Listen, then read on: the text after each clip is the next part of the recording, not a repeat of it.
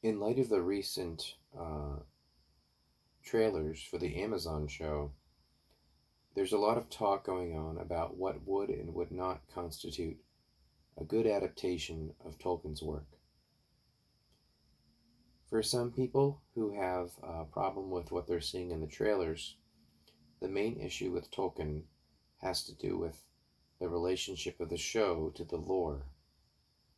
We hear that word a lot from people who object to it, that it doesn't follow the lore. But I don't think the word lore captures the full issue that some people are seeing with the show. After all, small changes to the lore of a story that becomes the basis of an adaptation don't really bother hardcore fans in certain other areas.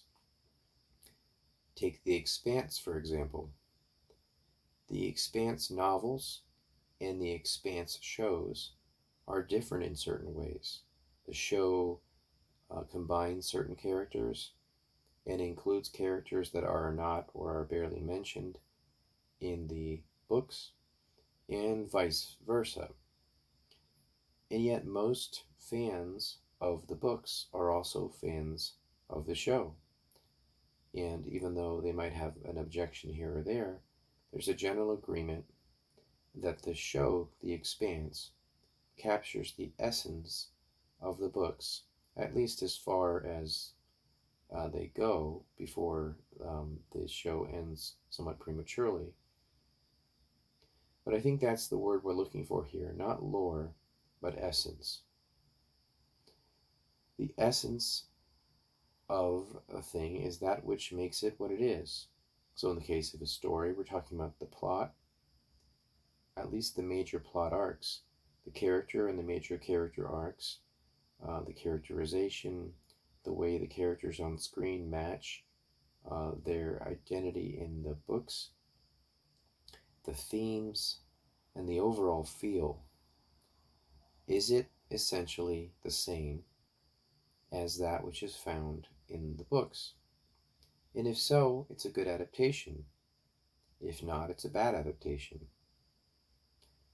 Now, to answer the question of what would make a good Tolkien adaptation, we have to capture first a sense of the essence of Tolkien. To do that, we have to ask who Tolkien was and what he was trying to do with The Lord of the Rings and with his wider mythology. So, who was Tolkien? Well, among other things, he was a philologist, so he was a historian of language, not unlike what we call a linguist nowadays. He was an Englishman. He was a staunch and devout Catholic. He was a Beowulf scholar, and he was a scholar of fairy tales. And he was a man who had a certain perspective on the world, and which was formed by his own experiences. And what was Tolkien trying to do in his larger stories, and in particular in his greatest work, The Lord of the Rings? Well, he was giving a culture and a story to the languages that he both studied and invented as a consequence of tracing back existing languages to other possible branches they might have taken.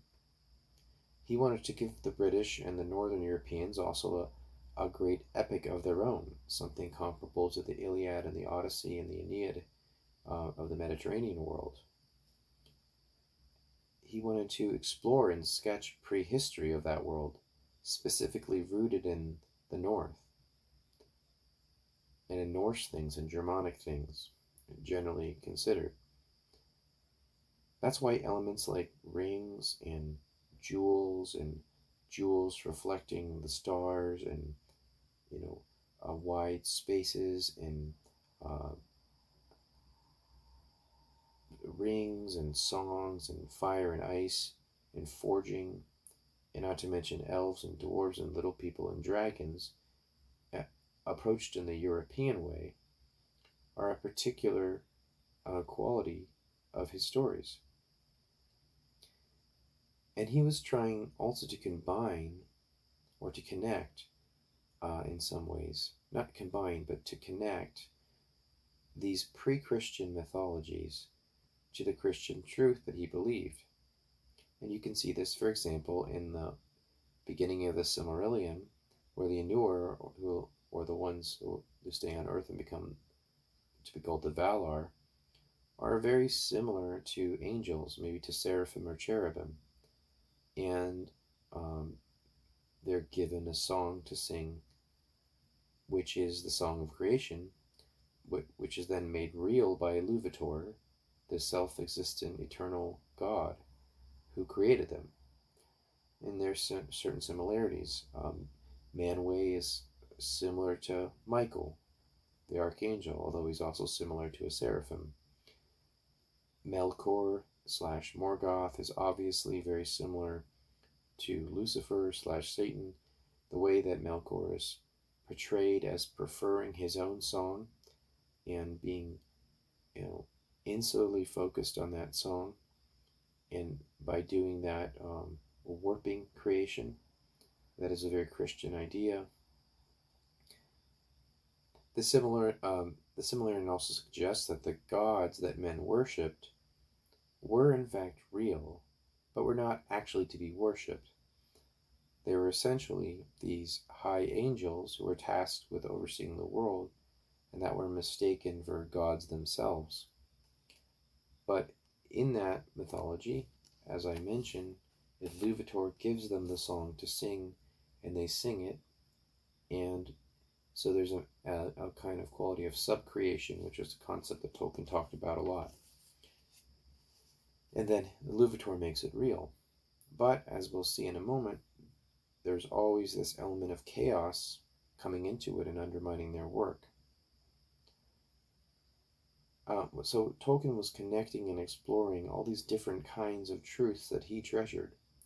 Philology, Catholic theology, Catholic symbolism, European history and prehistory, mythology, biblical typology, historical typology to an extent, Christian mysticism, Englishness, and, as I mentioned, his own very particular modern convictions about the way the world was changing for the worse and being grinded and flattened down by a kind of cosmopolitan, flattening, democratic, industrial power that was making everything the same and causing things to lose their natural, local, particular flavor. So his work was an idiosyncratic blend of all these qualities in his own person. So then, what is the essence of Tolkienian fantasy? Well, first of all, not all fantasy is Tolkienian. There's a kind of sword and sorcery fantasy of Robert E. Howard, and there's all kinds of different branches of fantasy. But a significant amount of modern fantasy after Tolkien has been in his shadow, and you can think of Shannara and the George R. R. Martin books, reacting against Tolkien to an extent, and Robert E. Howard's, not Robert E. Howard's, but, I'm forgetting the name of the guy, but there was another Amazon adaptation of his work. I'm sure you'll think of it before I do. But a lot of this modern fantasy is Tolkienian, but it never really rises to the level of Tolkien. In fact, it falls very, very far short. But we want to talk about 7 essential criteria of Tolkien's work, Lord of the Rings, and also the wider mythology in the Silmarillion and in other tales. So here are 7 qualities that I think are essentially Tolkienian. Localism, a sense of place and rootedness and organic growth, and of things and people being part of places, and of those places being sort of treasured living things. Even though there are many different kinds of things in Tolkien's world, they all have their own place and their own role, and they're not necessarily intersecting or interacting that much, except when the situation leads them to do so. So it's not a cosmopolitan myth like The Expanse, which is very much a cosmopolitan story. You have a lot of different kinds of cultures interacting all at once, and pardon me, set noises there, and that's kind of part of what makes that mythology interesting, but it's very different from Tolkien's, where there isn't this sense of everything is going towards the wider, bigger thing, but rather the sense that everything is sort of in its proper place and it needn't interact unless it happens to do so. The second element is a kind of historicalism. There's real characters that really feel like they have played major roles in the passage of a history that might have been otherwise. And some of those choices that they've made were good, and some of them were tragic. And as a result, history is messy, and it might have been different, but it is what it is now. And then there's a quality of what I would like to call distinctionalism or distinctiveness. And in this distinctiveness, which is kind of connected to the localism, each being is a different kind or essence. Each different being has a different essential type. And with that comes its own proper powers and its role to play in the greater world. But then not like puzzle pieces that all have a specific place that they fit into some grand scheme that's the real important thing. Rather, in Tolkien's world, the distinct beings are, in a sense, their own point. They're not reduced to cogs in a greater cosmopolitan thing, like a League of Nations or a union of all the states. There's nothing like that in Tolkien. There are alliances occasionally between different groups, but even within the Shire, you have great distinctions between the hobbits, among elves. I mean, let me talk about that in one of its manifestations, which is the fourth point, which is in that there is hierarchy in Tolkien's view, because it's a world of distinct kinds of beings. It's necessarily one in which there are hierarchies. So look at the way that the different elves interact with each other. Look at the way that Legolas reacts to Glorfindel, or that Legolas and Strider together react to Glorfindel as being this much higher kind of elf. Or look at the relationship between Frodo and Sam. And again, I'm talking about the books here, not Peter Jackson's adaptations, which I have my own problems with. But Frodo is Sam's social superior. And that means that he's more educated, he's more refined, he is calmer, he's less he doesn't have the anxiety of the laborer that Sam does. But Sam, he has certain perfections because of what he is that Frodo lacks. He sees certain things more clearly and more obviously, and they complement each other, these two different hobbits. But there's still a hierarchy. There's a kind of refinement that Frodo has that Sam lacks. So, building off that, the fifth element would be personalism. Tolkien once said that regarding politics, he said that as he was getting older, he was more and more open to anarchism, not meaning bearded men with bombs, he said, but maybe something like an unconstitutional monarchy. He said if we could get back to personal names, that would be a good thing.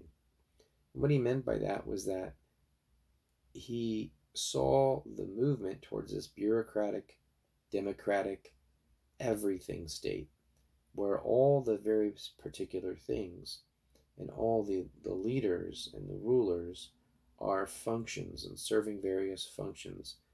And his was a world of chiefs and kings and local influential families, and definitely great men and great women, but life still on a human scale where people knew each other and knew who their lords were.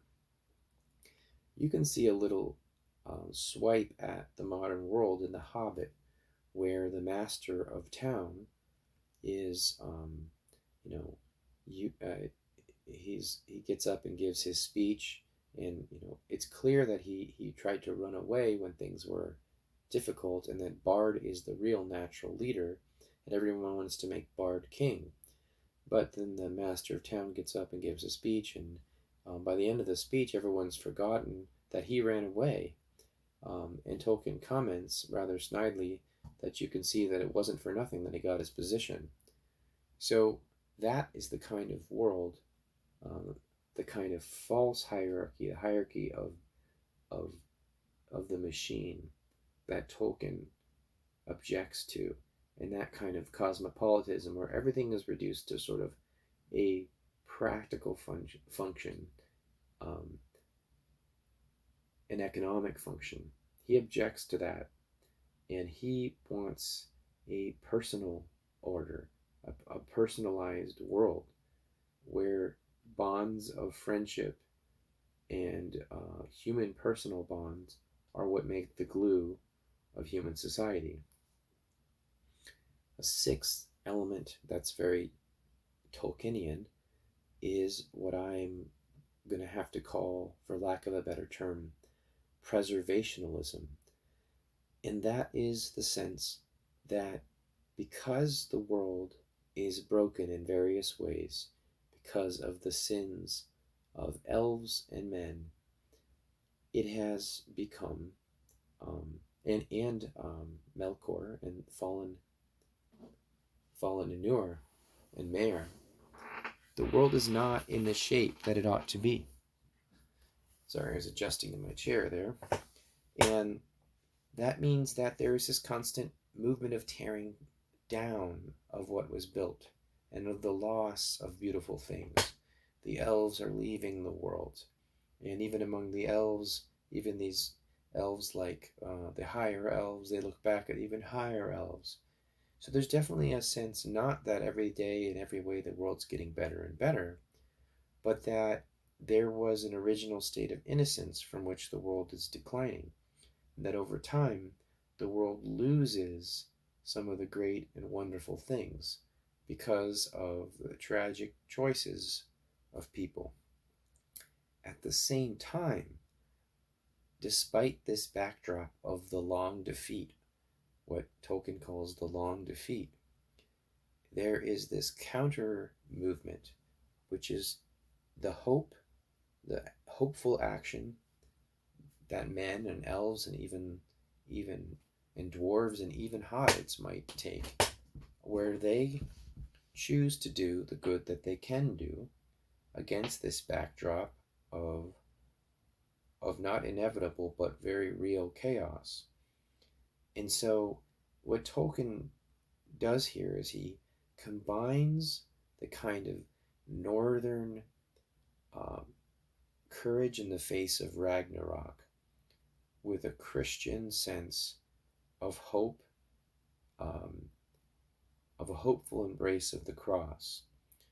And the result is a kind of manly but tender humor towards the world, where things may be falling apart, and that is genuinely sad. And yet, here we have some good in front of us that we can do. The seventh element of Tolkien that's so essential to it, and even though it's subtle, is his Catholicism. Tolkien wrote in a letter to a friend that The Lord of the Rings was a fundamentally Catholic and religious work, unconsciously in the writing, but consciously in the revision. And I think that's a beautiful statement because it really summarizes the way that The Lord of the Rings, despite never mentioning God, unlike the Silmarillion, which starts with Iluvatar, The Lord of the Rings has these elements of Catholicism woven into it, not in a direct one-for-one way, but more in the sort of organic soup of the place. So besides the obvious things like Iluvatar and these angelic Valar, there is an essentialistic view of things. Things have natures and kinds and types, and they are what they are, and they have their limits, and they can operate within those limits. It's precisely because of those limits that you have drama.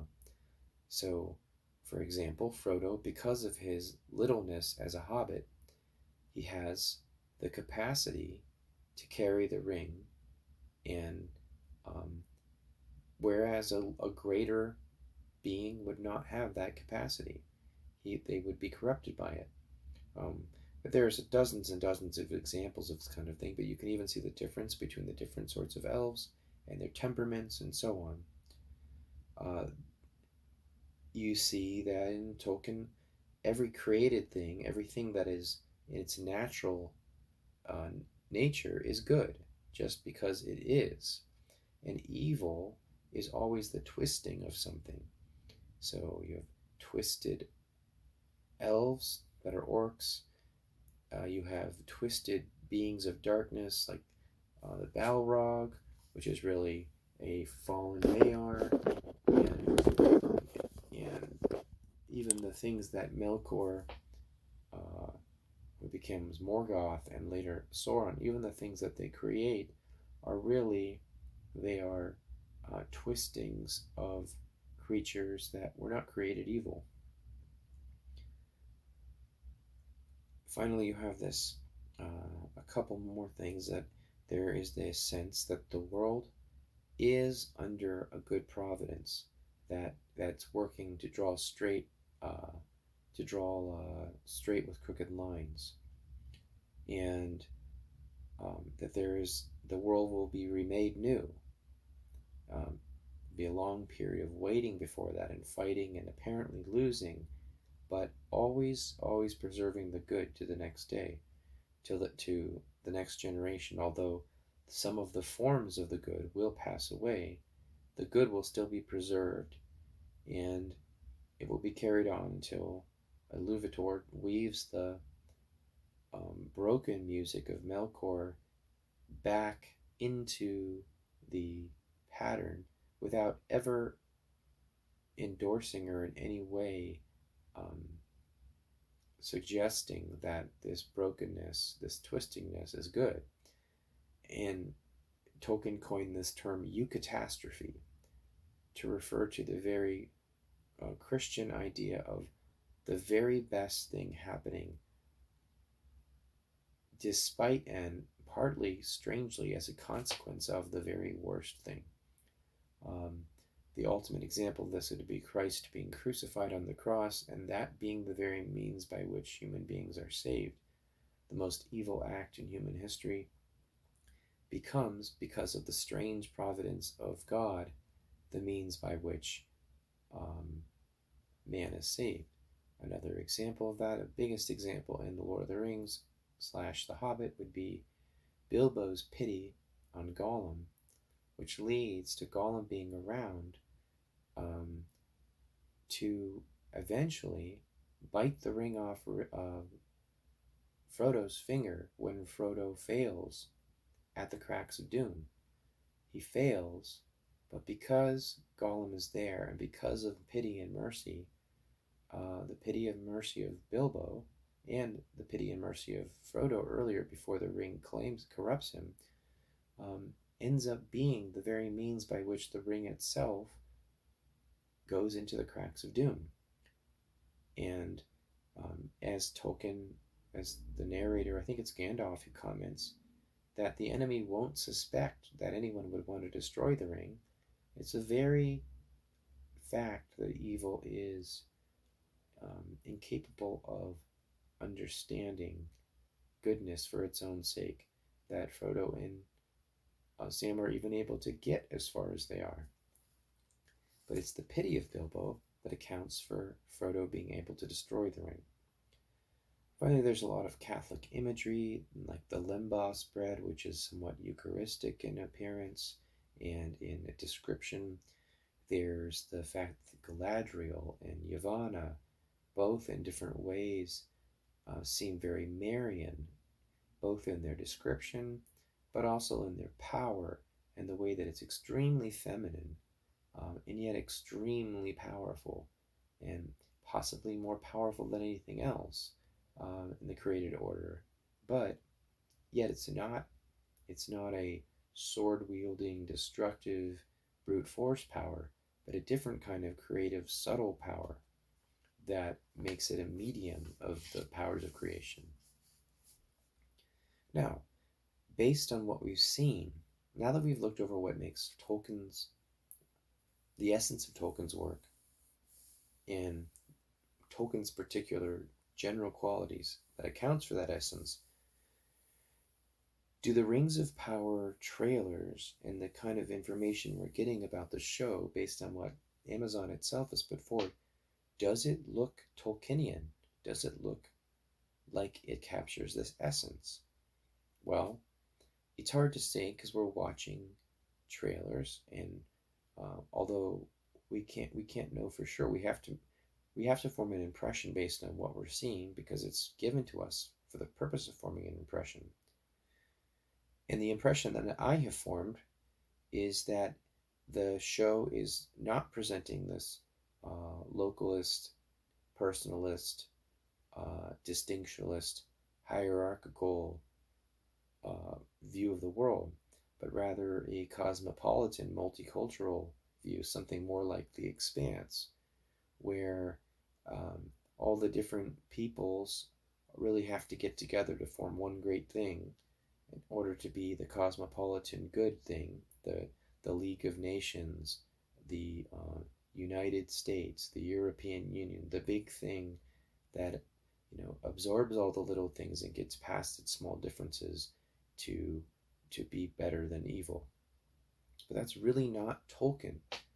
Tolkien isn't operating in that world where, even though Peter Jackson to an extent does the same thing, that's not the sense that we have in Tolkien. So that's one area where I don't. Yes, there are alliances between the men and the elves and the dwarves and so on, but there's never this sense that there's something wrong with the mere localism of these types of the mere distinctions, that they're not enough by themselves, and that they have to be sort of absorbed into something bigger. That's really a liberal, democratic, cosmopolitan view. It's not a Tolkienian view. Another obvious issue, the most obvious one that jumps out to everybody, I think, is Galadriel portrayed in a way that's very un-Galadriel-like. She's not the mysterious, strange, beautiful, powerful force of femininity, medium or of creation, of the creative forces through her subtle power. But no, she is this sword wielding, ice wall climbing, badass, which just, we've seen this character 1,000 times. And I should note that even Eowyn in the books, her character is more complex than just a woman that wants to wield a sword. It's a lot more to it than that, and I don't have time to go into it now. But Tolkien never really gives us the swashbuckling female as an ideal. And it's not to say that you can't have a story where there's a girl that fights with a sword where it can work. But it's very foreign to Tolkien's image of things, where the male and female principle are quite different and complementary. So it does not appear that the Galadriel we're getting is Galadriel. And that's a big problem, because Galadriel is a major character in the Second Age and a major character in the Third Age. And I don't think that Peter Jackson got her right either, but this is far worse, based on what we're seeing. Another issue that must be said, and is that it doesn't make any sense to to have non-European characters uh, in appearance playing these characters, for the simple reason that, as I mentioned, that there's this strong historical and prehistorical, but rooted in the North, uh, sense to the realism of Tolkien. The very thing that makes you feel like this is a real story, and that's something that strikes everybody who reads The Lord of the Rings or the Silmarillion. It's really as if you're reading a history, um, a reconstructed in some cases or discovered history of a part of the West that has no great epic, but the one that Tolkien uh, discovered or almost seemed to uncover. And it really feels like this could have really been. But all of that's undermined by having characters who couldn't be in that part of the world playing roles um, that are rooted in that part of the world. One of my favorite MCU movies is um, the Black Panther. I would say after Infinity War and Captain America Winter Soldier, it's my favorite. One of the things I love about it is the way that the MCU was able, by looking at African cultures that exist now, to sort of reconstruct a mythical great city of Africa. It's mythical in much the same way that Tolkien's prehistory is mythical, but it really does feel like it could be this great civilization in hiding, and it feels authentic. And imagine how bizarre and um, even a little jarring it would be if we were watching Black Panther and just randomly some of the officials in Wakanda were white guys or Chinese ladies or Hispanic gentlemen. What That doesn't make any sense. It would immediately pull you out of the story. You'd feel like you were seeing, like you'd be like, oh wait, this doesn't make any sense. I don't get it. Why are you doing that? And if someone were to say, well, we want to make sure that people can see themselves on screen, I would say then, well, don't tell the story of Wakanda then, because that's not Wakanda. And in a similar fashion, if in the Expanse, I know people who are who live their lives in low G are supposed to be tall and lanky and to have the physiological qualities that come from living in low G. Uh, Although they kind of stopped doing that in the show after a certain point.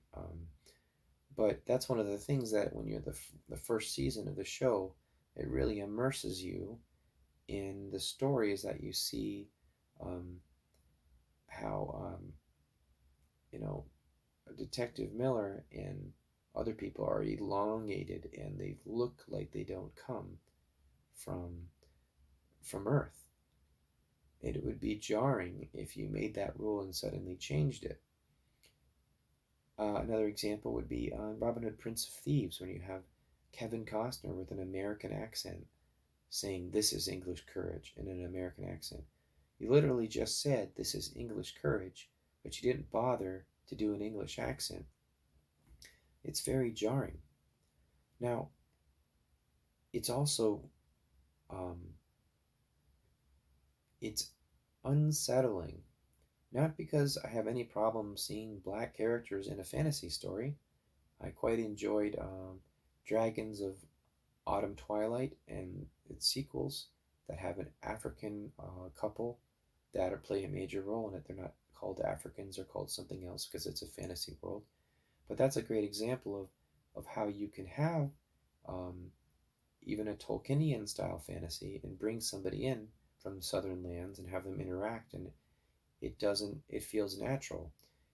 Tolkien does that to an extent with I think in Return of the King, where we see some, I think they're called Southrons. They're people who are clearly supposed to be black folks from a southern kingdom who have come up into Middle Earth as supplementary troops, um, fighting on the other side, and so um, there's no problem if that's the way you do it. If you have, if there's something in the source material that has that interaction, which there may be, I don't know, and you just bring that in, that's great. But to take a character that's supposed to be a European ancestor and just randomly make them Hispanic or black or whatever, it's just bizarre. It takes you out of the story and it immediately undermines the sense of place that's so important, the sense of historicity. It's an attempt to cosmopolitanize something that's not cosmopolitan. Um, there's other things that I noticed in the trailer, like someone saying the past is dead and we can only survive if we go together for the future. Like statements like that are totally foreign to Tolkien sentiments. Um, that one could go on and on. There's the brash, loud, multicultural sort of attitude, American attitude that you just see in the trailers that just screams, this is not Tolkien. This is somebody from 2022 doing an American 2022 show. So these things all strike me as being indicative of a great departure from um, from what we would expect from a Tolkien story. And I think the important thing to realize is that the objections that people are having are even if they're not articulating it in exactly the detail that I am, that's what's bothering people, I think. Um, and I also want to make a point that we keep hearing actors say things like, I want to be able to see myself on screen, or I want to have a version of Tolkien which is for everybody. And to me, that's such a confusion about what makes a story for everybody. It's hard to think of a great work of literature that is not rooted in a particular culture and whose universal appeal isn't paradoxically connected to its particular historical manifestation. Think of Don Quixote by Cervantes, or The Divine Comedy by Dante, or the Brothers Karamazov, and other of Dostoevsky's work, which are very Russian. Or I think it's called A Thousand One Nights, the Arabian Nights. He's very Persian. And then you have Chaucer, that's very English. And you even have some great modern writers who, like Kazuo Ishiguro, who's Japanese, when he's writing Japanese stories, they feel extremely Japanese. And it's precisely this immersion in a Japanese culture that immerses you in universal truths about human beings as mediated through that particular culture. That's what makes it literature, is that it puts you in another world and allows you to experience it vicariously. It also allows you to reflect back on your own world, which is not Japanese. But the same writer is able to go into, with Remains of the Day, and is able to write about a British butler who's extremely British. Um, Imagine how jarring it would be if the British butler just randomly had a Japanese father, but there wasn't any explanation of how that happened. Like, it wasn't like he came from Japan and married a British woman, then they had a British son. But no, with no reason or explanation, the father's just Japanese, and the mother is not, and everything's British, but there's no like Japanese influence on the character in The Remains of the Day. That'd just be weird. No, Ishiguro's, though Japanese, he, precisely because he's a good writer and a profoundly talented um, literary mind, he can write a Brit as a Brit, and he can write Japanese the stories rooted in Japan, and everything in between. But it doesn't make sense to try to do both things at one time. Yeah, and most of the writers I mentioned were European, but other cultures have their own great works, and it would be equally bizarre, and one would I even suggest insulting or aggressive to swap out their characters and their stories for European characters and European tropes. All right, so what I'm trying to get at is that all these works are great, and their greatness is specifically in their universality, is specifically and paradoxically rooted in their historical particularity. Now, this is where we get into one of the big problems here. For Amazon, Lord of the Rings is not just some book. Lord of the Rings is widely regarded as one of the greatest works of literature of the 20th century. Let me say that again. Lots of people consider Lord of the Rings to be the greatest or one of the greatest works of the 20th century. It has been translated into numerous languages. It's one of those books that when you read it, it devastates you and changes you for the rest of your life. I read The Lord of the Rings to my children. It was the 9th time I'd read it. I read it to my children during COVID for the first time.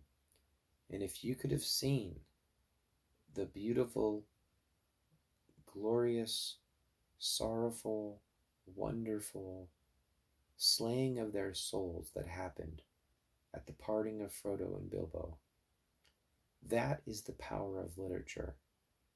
And there's nothing like it except real literature.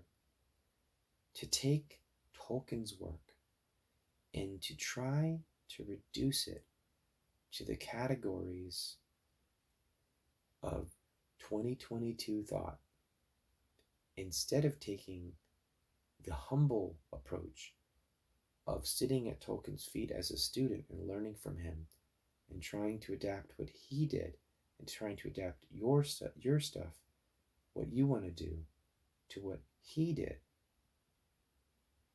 I can't even fathom that.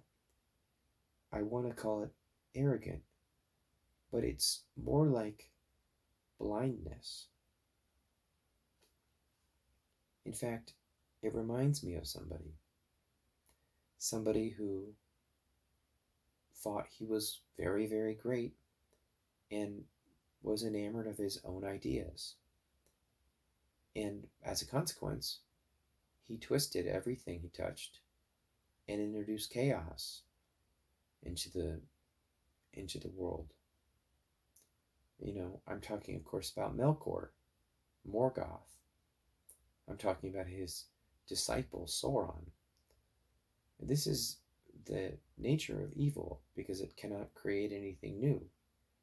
It can't understand or respect the eternal newness of goodness. It has to reduce everything to categories that it understands. And as a consequence, it twists the world. Well, I'm sorry to say, but I have every impression based on what we've seen that Amazon's new series does not represent a humble sitting at the feet of Tolkien and learning from him, and with great care and reverence, doing one's absolute best to bring that vision of reality to a wider audience. But instead, it appears that the showrunners have taken something that they know is considered valuable for some reason and have regarded it as this object that can be turned to their purposes. But we're not talking about Star Wars or Marvel or Cowboy Bebop or He-Man or something like that. We're not even talking about Doctor Who or Star Trek. We're talking about the Lord of the Rings. And I'm sorry to say, Amazon, if what you have done is what you have appeared to have done based on the trailers, then you're not going to get away with this with the fans. They will reject it because there are few works of literature which are more dear, which are more precious to the people who hold them close to their hearts than The Lord of the Rings. It is beyond your ken. It is beyond the ken of 2022 reductionists. It simply does not fit into the tiny little circle of thought that is being presented to us today as progressive. And you may not understand that, but I think when you see the streaming numbers, you will have to at least respect it.